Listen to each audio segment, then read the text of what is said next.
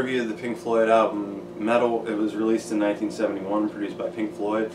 So this album I probably would have got in probably like the August, or probably in like August of 2006. I don't remember exactly. I know it was one of the earlier Pink Floyd albums I had. I can't exactly remember going to get it. It probably would have been in August of '06 though, because the first time I heard Echoes was while I was working at a camp over the summer of '06, and one of the cooks that worked in the dining hall that I worked at, he was like, I think, a Denison student, and him and the other student that worked there ended up getting fired like halfway through the summer. But he had a bunch of Pink Floyd CDs, and I remember somebody playing Echoes one time, and I was just like, wow, like I was already, like, I had Dark Side at this point, which was my first Pink Floyd album, and I think that was the only one I had, but I was already familiar with them and, you know, was getting into them, and I heard that and I was like, wow, I gotta get the album that's on. So then of course after the summer, even though I didn't make a lot of money, I went and spent all my money on CDs pretty much, so I'm pretty sure that's when I bought this. I think it's a really cool, like, instrumental way to start an album, or a really cool instrumental song, to start an album.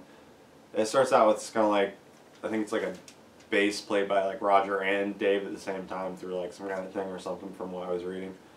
And it's just a really cool way to start a song, and the instrumental just kind of like builds.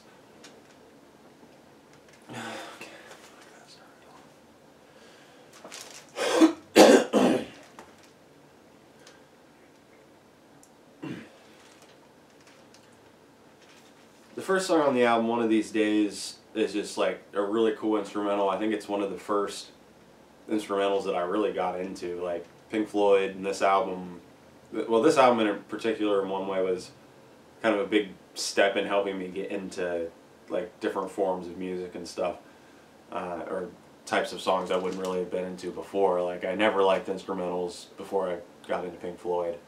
And One of These Days was one of the first ones that I really got into. I guess you could say that it's not an instrumental because it has the, you know, One of These Days I'm going to cut you into little pieces bit from Nick Mason.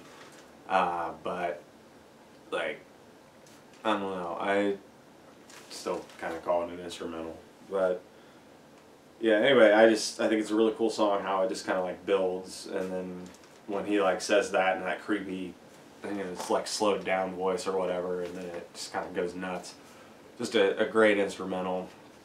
And remember, One of These Days Nick Mason is going to cut us all into little pieces. Second song, Pillow of Winds. Nice kind of Roger and Dave acoustic song. Dave sings it, and it's kind of got this nice dreamy vibe to the song.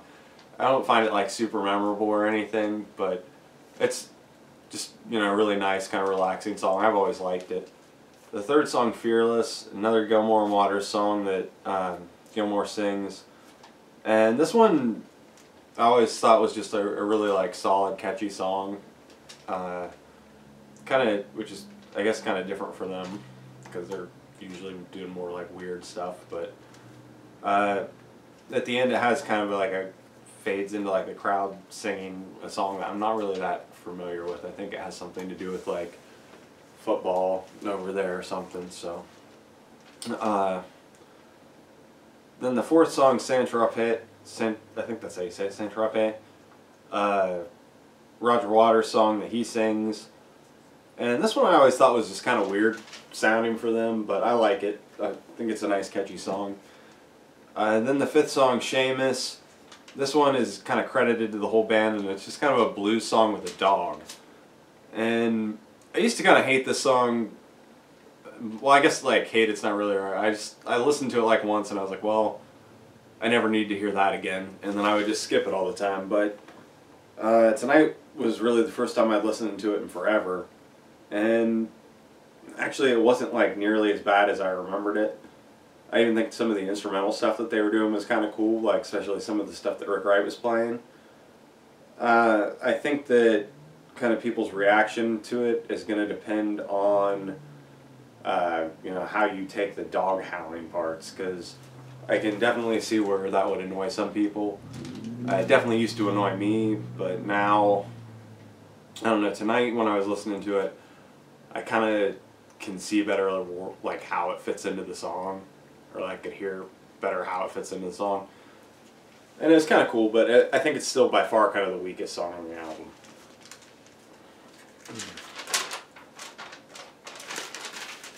And then the sixth and final song on the album, Echoes, is, I think it was written by all the band with lyrics by Roger, and I think that this song really kind of shows Roger's talent as like a lyricist kind of starting to emerge. And a lot of people like say this album is where you can kind of really hear Pink Floyd's like sound forming and stuff, and I do agree with that to a huge extent. You can definitely hear that on this song. I also think you can hear it a little bit on Atom Heart Mother and some of the music, but I ranted about that on that review a little bit. But yeah, Echoes, definitely kind of a song that shows the way they're going to go. Just really, the parts with the vocals are really catchy. It's just got like great instrumental parts. I mean, it's a super long song. It's like 23 minutes. This was really kind of one of the first songs that got me into listening to longer songs.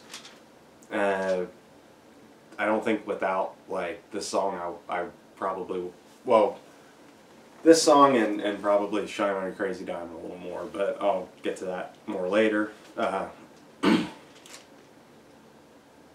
yeah, the songs like this by Pink Floyd are really like kind of why I got into longer music in general, because I could never really stand anything over like 3 minutes before this album and some of their other stuff.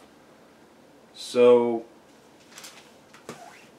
Meddle, I think I'd probably give this album, like, I don't know, I was going to give it a 4 out of 5, I thought, going into it. But honestly, I think I'm going to give it a 5 out of 5, which my ratings are kind of a joke anyway. I give everything way too high of ratings. But I like a lot of this stuff a lot, so I don't know. To me, it's just an album that works really well.